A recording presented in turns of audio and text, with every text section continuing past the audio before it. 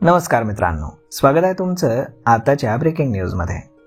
मित्रांनो, केंद्र सरकारनं नोटबंदीनंतर 500 आणि 2000 रुपयांच्या नोटा काढल्या होत्या, परंतु काही महिन्यांपूर्वीच 2000 रुपयांच्या नोटाही बंद करण्यात आल्यात। त्यामुळे तुम्ही जेव्हा एटीएम मधून पैसे काढता तेव्हा अनेकदा 500 रुपयांच्याच नोटा बाहेर येतात।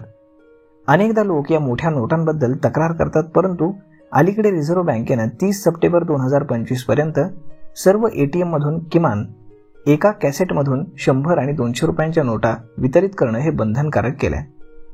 या नियमांशी संबंधित अंतिम मुदत पूर्ण होण्यासाठी बँकांकडे अद्याप 3 महिन्यांहून जास्त काळ शिल्लक आहे, परंतु बँकांनी आतापर्यंत ठरवलेल्या लक्ष्याच्या केवळ 73%च लक्ष्य पूर्ण करण्यात आलंय।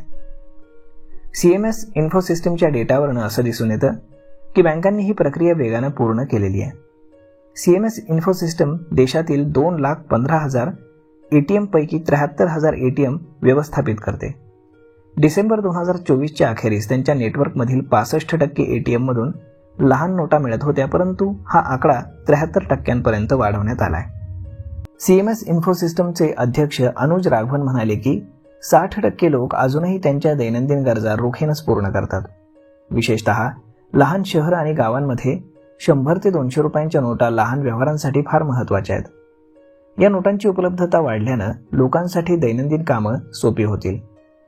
30 सप्टेंबर 2025 पर्यंत 75% एटीएम मध्ये 100 आणि 200 रुपयांच्या लहान नोटा असाव्यात, तर 31 मार्च 2026 पर्यंत 90% एटीएम मध्ये लहान नोटा देण्याचं लक्ष्य हे ठेवण्यात आलंय।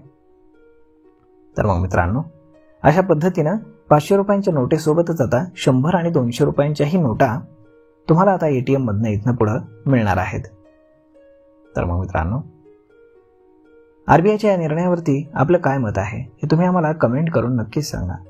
आणि जर हा व्हिडिओ तुम्हाला आवडला असेल तर आपल्या जवळच्या मित्रमंडळींसोबत देखील हा व्हिडिओ तुम्ही शेअर करायला विसरू नका। धन्यवाद।